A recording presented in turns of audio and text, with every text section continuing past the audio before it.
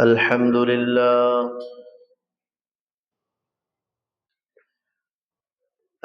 لله نحمده ونستعينه ونستغفره ونؤمن به ونتوكل عليه ونعوذ بالله من شرور أنفسنا ومن سيئات أعمالنا. من يهد الله فلا مضل له ومن يضلله فلا هادي له. ونشهد أن لا إله إلا الله وحده لا شريك له. ونشهد أن سيدنا وسندنا وحبيبنا ومولانا محمد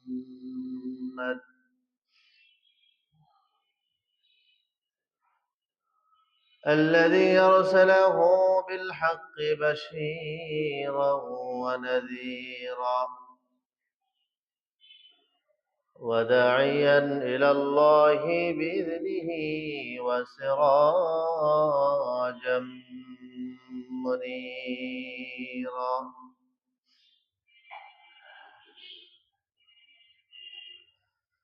أما بعد،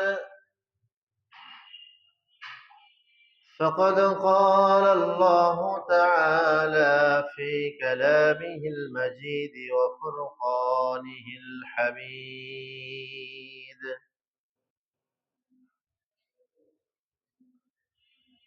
أعوذ بالله من الشيطان الرجيم. بسم الله الرحمن الرحيم.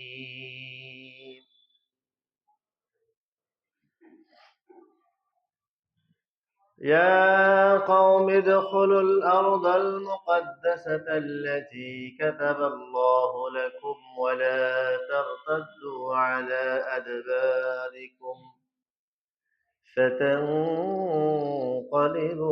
خاسرين.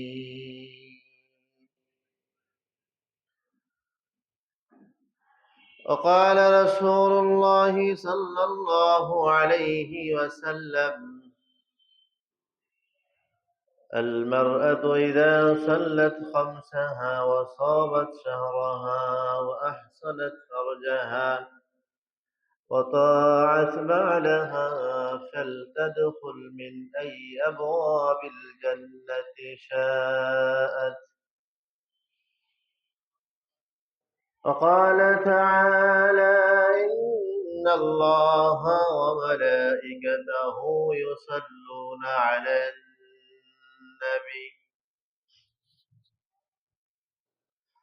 يا أيها الذين آمنوا صلوا عليه وسلموا تسليما. اللهم صل على محمد وعلى آل محمد كما صليت على إبراهيم وعلى آل إبراهيم إنك حميد مجيد. اللهم بارك على محمد وعلى آل محمد كما باركت على إبراهيم وعلى آل إبراهيم إنك حميد مجيد. اللهم صل على محمد النبي الأمي وعلى آله وسلم تسليما. بلغ العلا بكماله كشف الدجى بجماله حسنت جميع خصاله صلوا عليه وآله رہے میرے مسکن حوالی کعبہ بنے میرے مدفن دیار مدینہ بلغ العلا بكماله كشف الدجى بجماله حسنت جميع خصاله صلوا عليه وآله سبحانك لا علم لنا إلا ما علمتنا إنك أنت العليم الحكيم جزى الله عنا محمدا ما هو أهله الحمد لله আল্লাহ তাআলার দরবারে কালিমাত শুকর ও সুজুদ আদায় করছি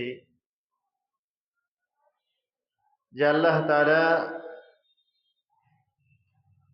পবিত্র মাহে রজবের মধ্য প্রান্তে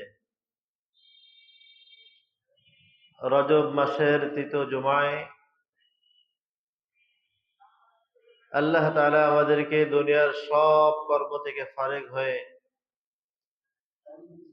দুনিয়ার বিভিন্ন ঝামেলা থেকে এই মুহূর্তে ফারাগাত হয়ে আল্লাহ তাআলার কাছে যে ঘর যে জায়গা সবচেয়ে প্রিয়, যেটা আল্লাহ তাআলার কাছে অত্যন্ত মাহবুব, নির্বাচিত জায়গা মসজিদ, আল্লাহ তাআলা আমাদেরকে আমাদের সকলের আগে আগে মসজিদে আসার মতো তৌফিক আল্লাহ তাআলা দান করলেন। এই জন্য সকলেই আল্লাহ তাআলার দরবারে শুকরিয়া আদায় করছি, আলহামদুলিল্লাহ। গত জুমা থেকে আজ জুমা পর্যন্ত লম্বা হায়াত আল্লাহ তাআলা আমাদেরকে দিয়েছেন। এক সপ্তাহ মানুষের বহু রদ বদল হয়েছে। অনেকে অসুস্থ হয়ে বাসার বেডে, হাসপাতালের বেডে বিভিন্ন ব্যাধি নিয়ে ভুগতেছেন। অনেকের দুনিয়ার চাকচিক্যময় পরিবেশ ছেড়ে যেতে হয়েছে। তো আল্লাহ তাআলা কার কোন সময় কি ঘটাবে আল্লাহ তাআলা মালুম, আল্লাহ তাআলা জানে। এখনো পর্যন্ত আমাদেরকে সুস্থ সবল আকল মস্তিষ্ক ঠিক রেখেছেন, এই জন্য আমরা আল্লাহ তাআলার দরবারে শুকরিয়া আদায় করছি, আলহামদুলিল্লাহ। দরুদ ও সালাম পেশ করছি মানবতার দেশারি সৈয়দুল কওনাইন, আমার আপনার সকলের প্রাণ প্রিয় মানুষ, আল্লাহ তাআলার প্যারা দোস্ত, সমস্ত নবীদের নবী, আকে নামদার তাজেদারে মদিনা, মাহবুবে কিবরিয়া জনাবে মুহাম্মদ রাসূলুল্লাহ সাল্লাল্লাহু আলাইহি ওয়াসাল্লামের সম্মানিত উপস্থিতি, আজকে জুমার দিন অত্যন্ত গুরুত্বপূর্ণ ফজিলতপূর্ণ একটি দিন, যে দিন সম্পর্কে আল্লাহ তাআলা সূরাতুল জুমআহ 28 নম্বর পারার মধ্যে সূরাতুল জুমআহ নামে একটা সূরা নাজিল করেছেন। আল্লাহ তাআলা সেখানে বলেন, ইয়া আইয়ুহাল্লাযীনা আমানু ইযা নুদিয়া লিস-সালাহ মিন ইয়াউমিল জুমআতি ফাসআউ ইলা যিকরিল্লাহি ওয়া যারুল বাই'। আল্লাহ তাআলা বলেন, হে ইমানদারগণ, যখন জুমার দিন তোমাদেরকে আহ্বান করা হয়, নেদা দেওয়া হয়, ডাকা হয়, ফাসআউ ইলা যিকরিল্লাহ, দুনিয়ার সব কাজ ফেলে তোমরা আল্লাহ তাআলার দিকে ধাবিত হও। ওয়াজারুল বায়', এবং কি তোমাদের বেচা কেনাও হারাম। জুমার আজান হয়ে গেলে জুমার প্রস্তুতি ছাড়া অন্য কোনো কাজ করা যাবে না, নিষেধ।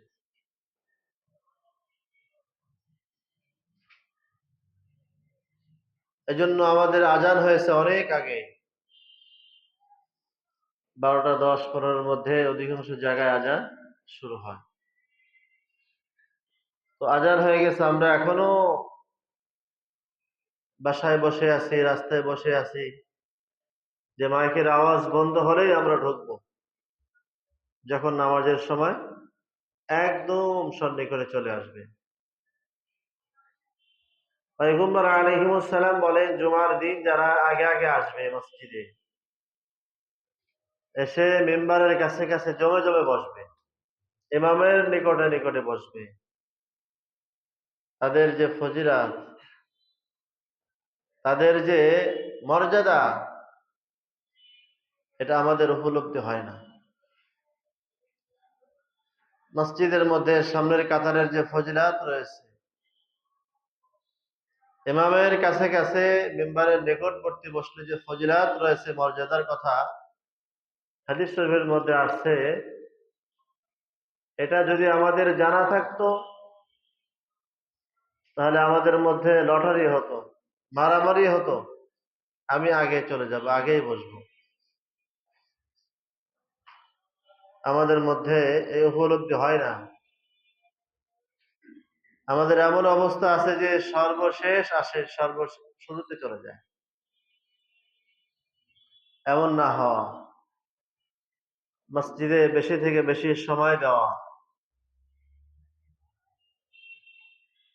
মসজিদের মধ্যে আমি বেশি সময় থাকবো, তেলাওয়াত হোক বা না হোক, আমি তাসবিহাত গুলো পড়বো, আমি নামাজের অপেক্ষায় থাকবো, তো নামাজের সব মিলবে। এজন্য আমরা যারা আগে আসছি আলহামদুলিল্লাহ, যারা আসতে পারে নাই, আগে আগে আসার জন্য আমরা খুবই ব্যস্ত থাকবো। কারণ সাহাবাদের মধ্যে তাদের জুমার প্রস্তুতি বৃহস্পতিবার থেকে হতো, যে আমি আগামীকাল জুমার নামাজ পড়ব।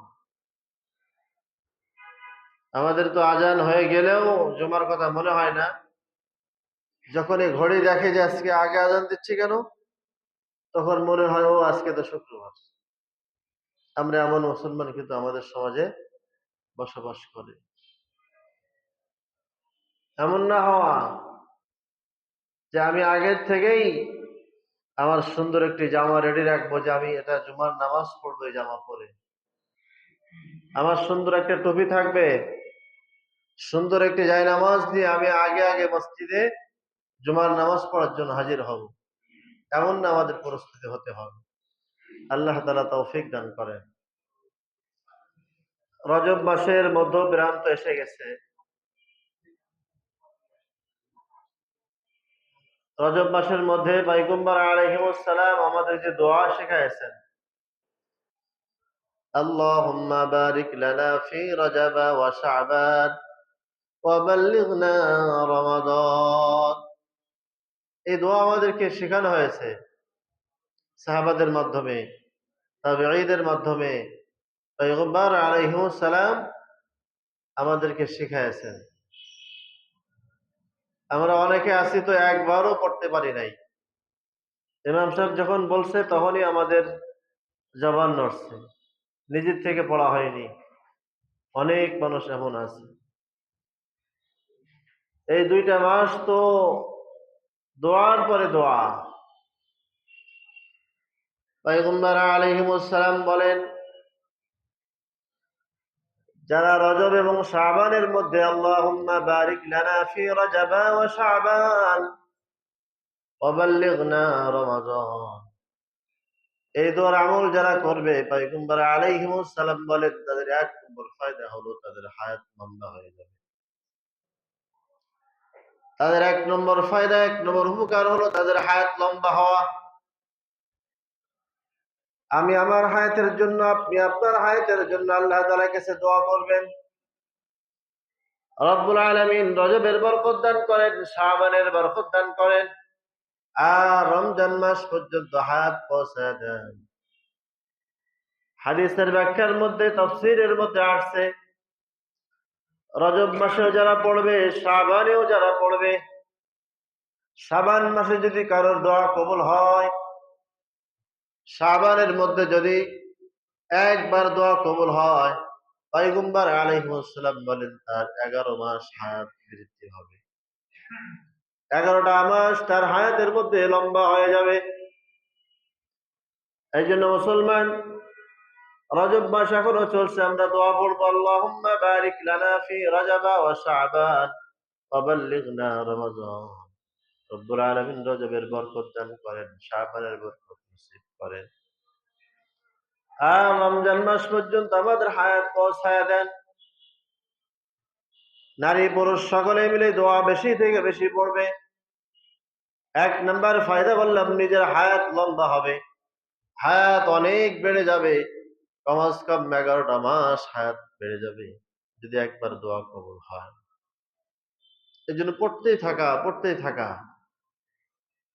কখন না জেনে দোয়া কবুল হয়ে যায়। 5 ওয়াক্ত নামাজের সাথে সাথে পড়বো। উদাহরণ দিলে আরো সহজ, আপনার সন্তান থাকে বিদেশে, হয়তো 10 বছর হয়ে গেছে, এখন আসে নাই, আসার একটা তারিখ জানিয়েছে যে আমি ডিসেম্বর মাসের 16ই ডিসেম্বরে কিন্তু দেশে আসব। এখন আমরা কি করি, খালি তারিখ গুনতে থাকি, ডিসেম্বর মাস কখন শুরু হবে, 16 তারিখ কবে আসবে। শুধু ডিসেম্বর আসলে মনে করি না, কয়েক মাস আগের থেকে আমরা প্ল্যান করে থাকি, ছেলে আসবে, আমরা এয়ারপোর্টে চলে যাব। আমার সন্তান বহুদিন পরে আসতেছে দেশের মধ্যে, সন্তানের জন্য পিতামাতা দোয়া করতে থাকে, মালিক আমার সন্তান বহুদিন পরে দুনিয়ায় আসতেছে, অর্থাৎ আমাদের দেশে আসতেছে, আমার সন্তান যেন সুন্দরভাবে সুস্থভাবে, কোন রকমের মুসিবত ছাড়া, কোন রকমের পেরেশানি ছাড়া যেন আমার সন্তান আমাদের কাছে আসতে পারে, সন্তানের বিবাহ ঠিক হয়েছে। দোয়া করে না মানুষ, দোয়া করে 1 দিন 2 দিন আগের থেকে না, কয়েক মাস আগের থেকে গোপনে গোপনে নির্জনে জন্য মা এবং পিতা সবাই দোয়া করে, রব্বুল আলামিন সন্তানকে সুন্দরভাবে আমাদের দেশে আসার মতো তৌফিক দিয়ে দাও। ঘটনাক্রমে যদি কোনো বিমান দুর্ঘটনা ঘটে, তখন পিতামাতার খাওয়া বন্ধ হয়ে যায়, আরে আমার সন্তান আসবে কিভাবে, কারণ তাদের মাথার মধ্যে সন্তান ডিসেম্বরের 16 তারিখে আসবে, তারা দিন গুনতে থাকে, দিন গুনতে থাকে। পয়গম্বর আলাইহিস সালাম শিখালেন, উম্মত, রমজান মাস যখন তোমাদের সন্নিকটে হাজির হবে, তোমরা 2 মাস আগের থেকে দিন গুনবা, আর 60 দিন বাকি আছে, 59 বাকি আছে, 58 দিন বাকি রয়েছে, 37 দিন বাকি আছে। এখন থেকে দেখেন বিবাদ পত্রিকায় নির্বাচনের খবর দিচ্ছে হেডলাইট করে, আর মাত্র 36 দিন বাকি। অথচ রমজান মাস কেন্দ্রিক করে এই তারিখগুলো দেওয়া উচিত ছিল মুসলমান দেশ, আর রমজানের বাকি মাত্র 30 দিন 25 দিন, এভাবে প্রত্যেক দিন একটা তারিখ দেওয়ার প্রয়োজন ছিল, কিন্তু মুসলমানরা দেয় না। যখন বিশ্বকাপ খেলা হয় তখনও ঠিক হেডলাইট করে করে আর বাকি মধ্যে 5 দিন 10 দিন এভাবে দিয়ে দেয়। তাহলে আমাদের ব্যর্থতা কত পিছনে।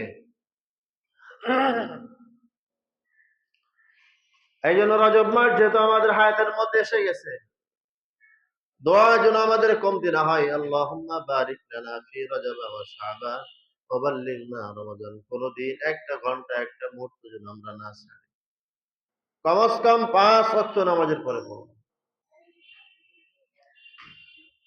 সূরাতুল মাইদার থেকে একটা আয়াত তেলাওয়াত করেছি। আল্লাহ তাআলা বলেন, ইয়া কওমি ইদখুলুল আরদাল মুকদ্দাসাতা আল্লাতী কাতাবাল্লাহু লাকুম ওয়া লা তারতাদ্দু আলা আদবারিকুম ফাতানকালিবু খাসিরিন। মানুষ যখন নবীদের বিরুদ্ধে,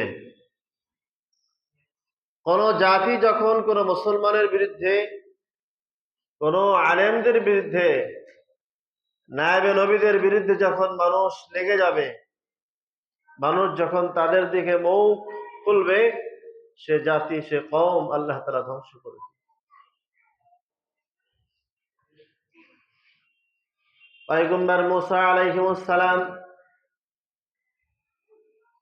ফিরআউনের অত্যাচার থেকে যখন নিষ্কৃত হলেন, ফিরআউনের অত্যাচার থেকে যখন নিরুপায় হয়, যখন তারা একদম পূর্ণ স্বাধীনতা পেয়ে মুসা আলাইহিস সালাম যখন রাষ্ট্র পরিচালনা করেন, তার উম্মত নিয়ে, বনী ইসরাইল নিয়ে যখন তিনি সুন্দরভাবে বসবাস করছেন, আল্লাহ তাআলা তখন আয়াত নাযিল করছেন,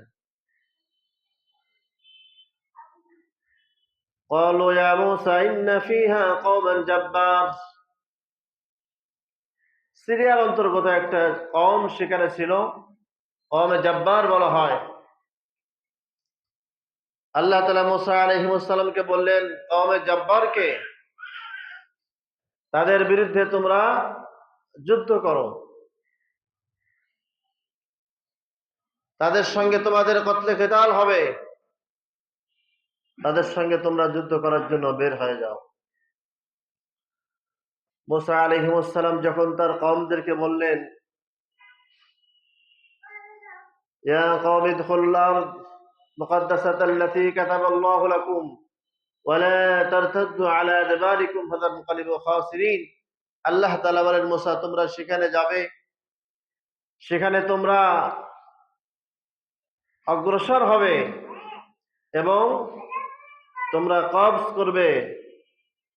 খবরদার, ওয়ালা তারতাদ্দু আলা আদবারিকুম, তোমরা সেখান থেকে পলায়ন করবে না, পিছু হটবে না।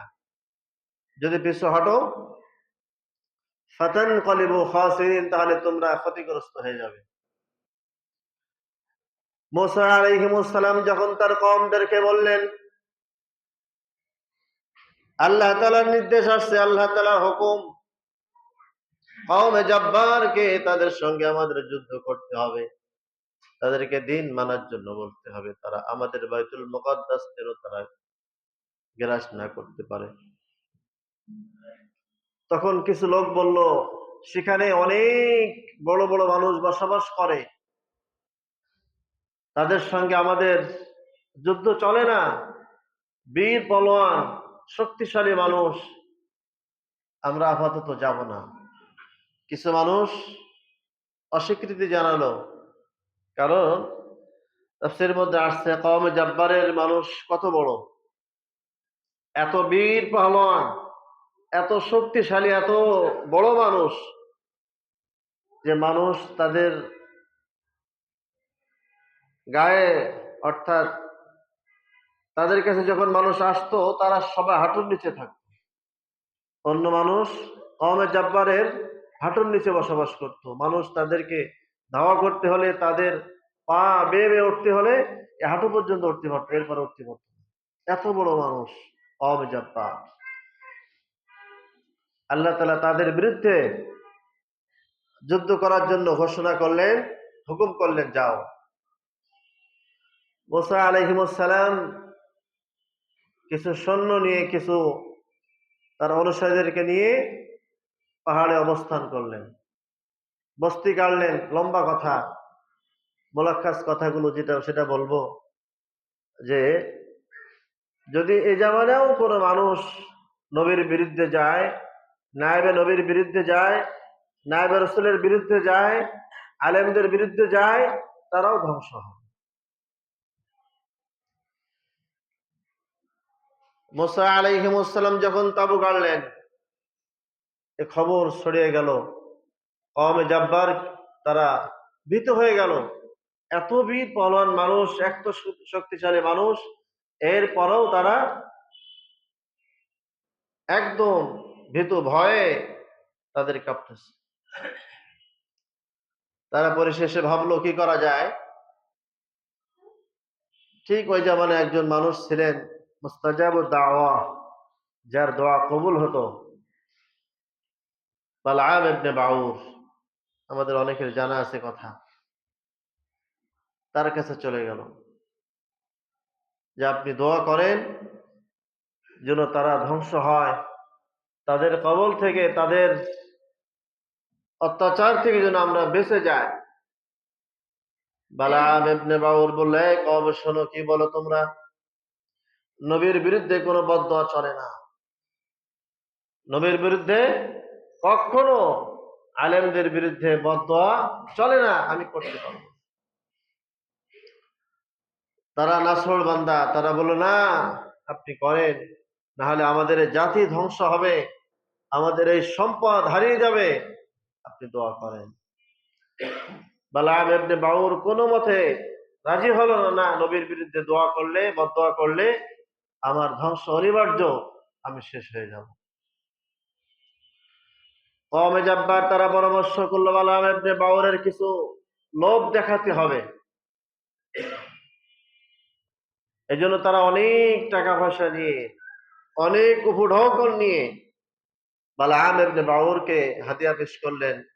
তাফসীরের মধ্যে আসছে যে তার স্ত্রীকেও তারা হাদিয়া পেশ করে বললেন যে আপনি দোয়া করেন, বদদোয়া করেন যেন মুসা আলাইহিমুস সালাম এবং তার বাহিনী যেন সমূলে ধ্বংস হয়ে যায়।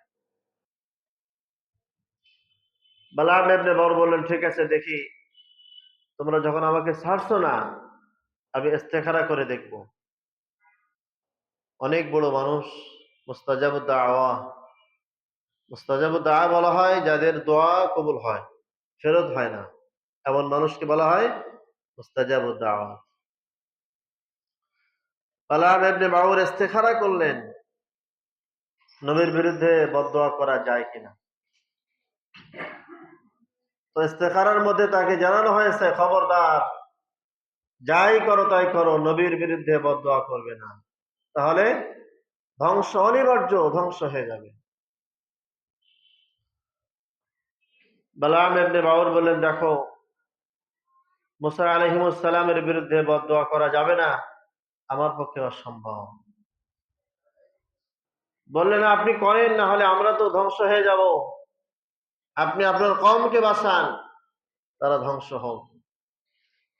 অনেক খোশামদের পরে, অনেক উপলব্ধির পরে, অনেক উপঢৌকনের পরে,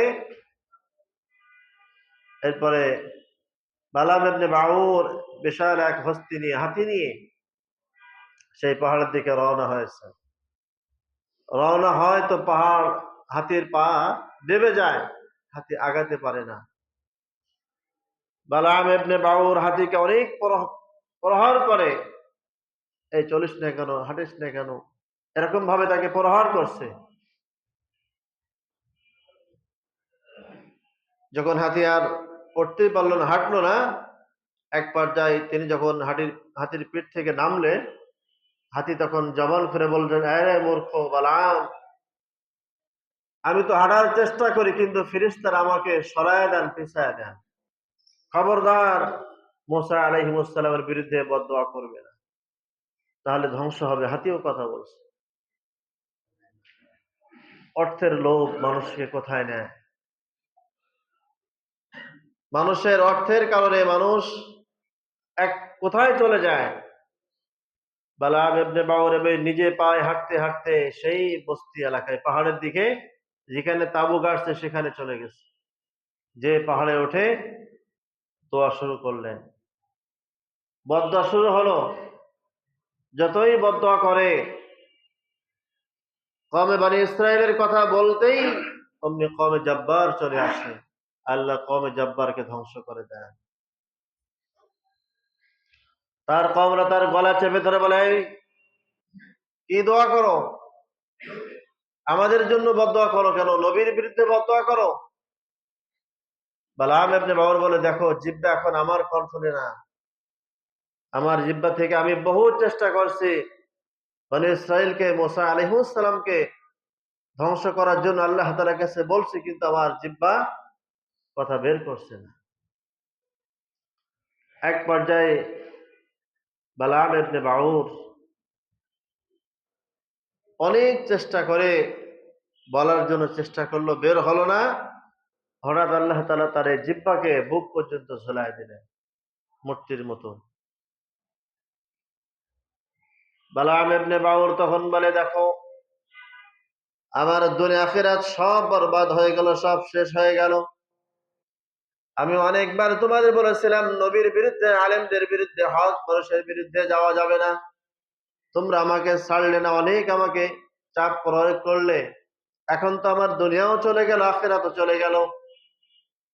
তবুও দুনিয়া যেহেতু আমার গেছে, আখিরাতও শেষ হলো, তাদেরকে শেষ করব।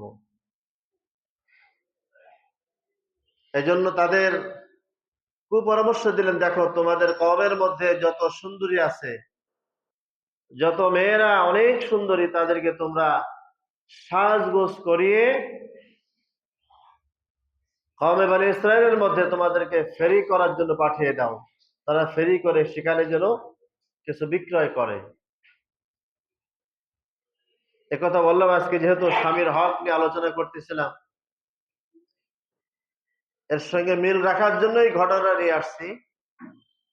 আমাদের সমাজেও দেখবেন কিছু পুরুষ আছে, মহিলাদেরকে দিয়ে ফেরি করায়, ব্যবসা করায়, দোকানে বসায়, বাজারে বসায়, মার্কেটে বসায়। কেন?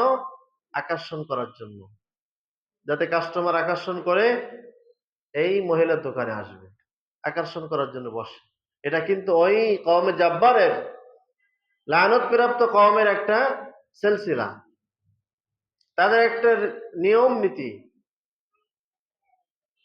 বালাম ইবনে বাউর বললেন, তোমাদের বংশের যত সুন্দরী মেয়ে আছে এদেরকে সাজগোজ করিয়ে করিয়ে তাদের তাঁবুতে পাঠাবে। তারা তোমাদের এই সুন্দরী মেয়েদের দেখে তাদের আকর্ষণ হবে, তাদের সঙ্গে জিনায় লিপ্ত হবে, তখন তারা ধ্বংস অনিবার্য।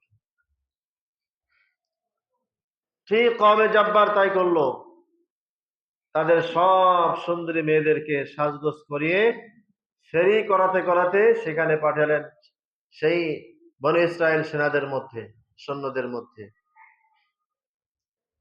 তাদের মধ্যে এক সৈন্য প্রধান, তার নামও আসছে তাফসীরের মধ্যে, সে একটা মেয়ের দিকে আকর্ষণ হয়ে গেল। তার হাত ধরে মুসা আলাইহিস সালামকে বলছে যে, আমি এই মেয়েকে পছন্দ করি, একে আমার সঙ্গে বিবাহ দিয়ে দেন। মুসা আলাইহিস সালাম বলেন, খবরদার, তাকে স্পর্শ করবে না, এই মুহূর্তে তোমরা তাদের ফাঁদে পা দেবে না।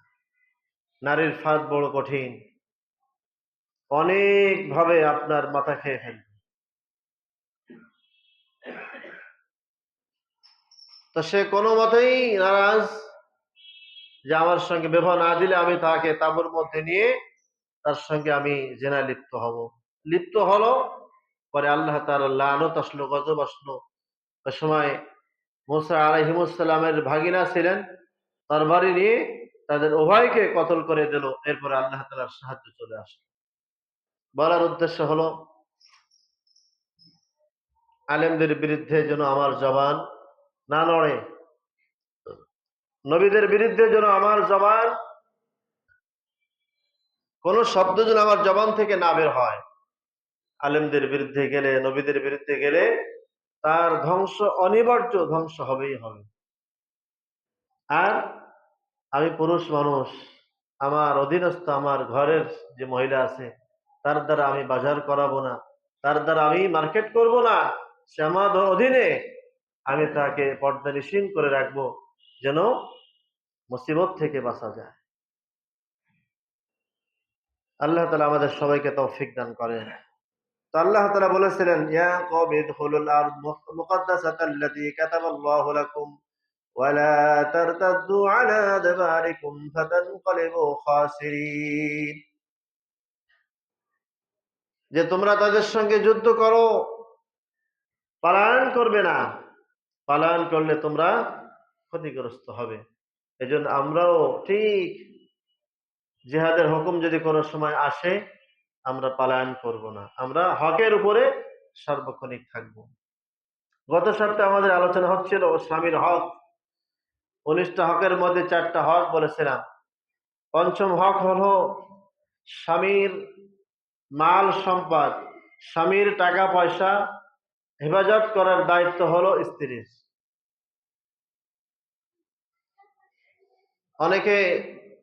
অনেক মহিলা এমন আছে যারা স্বামীর পকেট থেকে স্বামীর অনুমতি ছাড়া টাকা চুরি করে।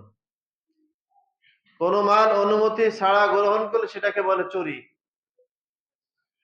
যার হোক, আমি যদি আমার স্ত্রীর পকেট থেকে, স্ত্রীর মানিব্যাগ থেকে, তার কোনো সম্পদ থেকে যদি আমিও কোনো সম্পদ তার অনুমতি ছাড়া গ্রহণ করি, আমিও চোর হব। এর জন্য 5 নম্বর হক হলো স্বামীর সম্পদ, স্বামীর টাকা পয়সা, স্বামীর সামান আসবাবপত্র, এটা সংরক্ষণ করবে একজন মহিলা। আমাদের ঘরের অনেক মহিলা এখানে আছে কিনা জানি না, স্বামীর কাছ থেকে টাকা সংগ্রহ করে করে না বলে বলে নিয়ে এটাকে বাপের বাড়ি পাঠায়, ভাইকে দেয়, বোনকে দেয়, মাকে দেয়। এটা কিন্তু চুরি হিসাবে সাব্যস্ত হবে। স্বামীর অনুমতি ছাড়া স্বামীর কোনো আসবাবপত্র আরেকজনকে দেওয়া যাবে না। দানের জন্যও এমন হয় যে অল্প টাকা দিয়েছি, স্বামী কিছু বলবে না, দান করেছি, সেটা ভিন্ন কথা, কিন্তু স্বামীর কোনো সম্পদ অনুমতি ছাড়া আরেকজনকে দেওয়া যাবে না, এটা স্বামীর হক। 6 নম্বর হক,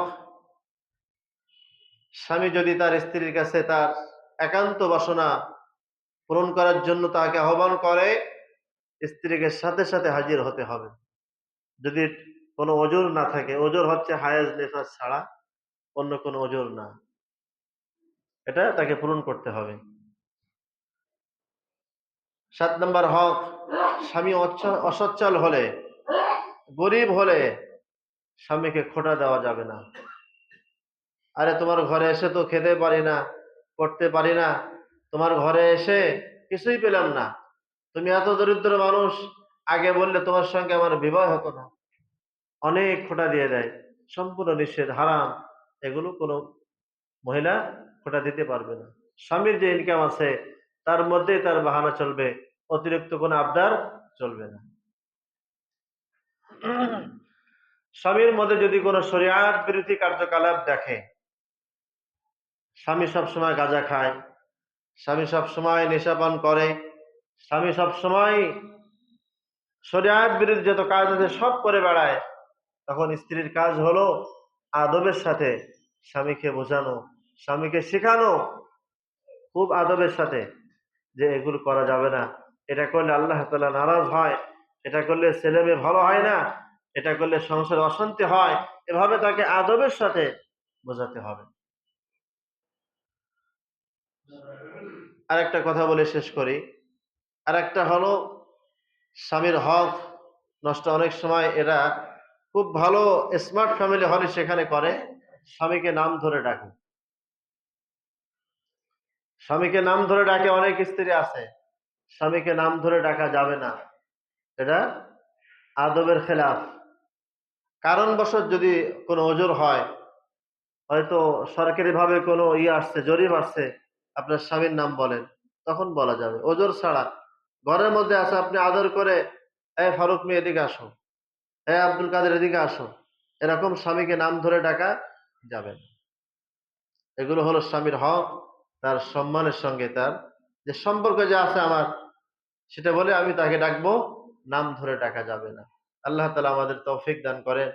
যে যে কথাগুলো বলা হলো সব কথার উপরে আল্লাহ তাআলা আমাদের সবাইকে আমল করার তৌফিক দান করেন। রজব মাসের মধ্যপ্রান্ত এসে গেছে, আমরা দোয়া যেন না ভুলে যাই, দোয়া বেশি করব। আল্লাহুম্মা বারিক লানা ফি রজব ওয়া শাবান ওয়া বাল্লিগনা রমাজান। যখনই রজব মাস এসে যায় তখন আমার কাছে যেন রমজান মাসের একটা ঘ্রাণ চলে আসছে, আমি ওই ঘ্রাণের জন্য পাগল হয়ে যাব। এই ঘ্রাণ কখন আমার শরীরে লাগবে, এই ঘ্রাণের মধ্যে কখন আমি পড়ে যাব। এজন্য আমাদের সকলে ব্যাকুল হওয়া আর দিন গুনতে থাকা, কখন রমজান মাস আসে, কয়দিন বাকি আছে, আর কত ঘন্টা বাকি আছে, কত মিনিট বাকি আছে, এগুলো গুনতে থাকা। আল্লাহ তাআলা তৌফিক দান করেন। যারা সুন্নাত পড়তে পারেন না সুন্নাত পড়েন।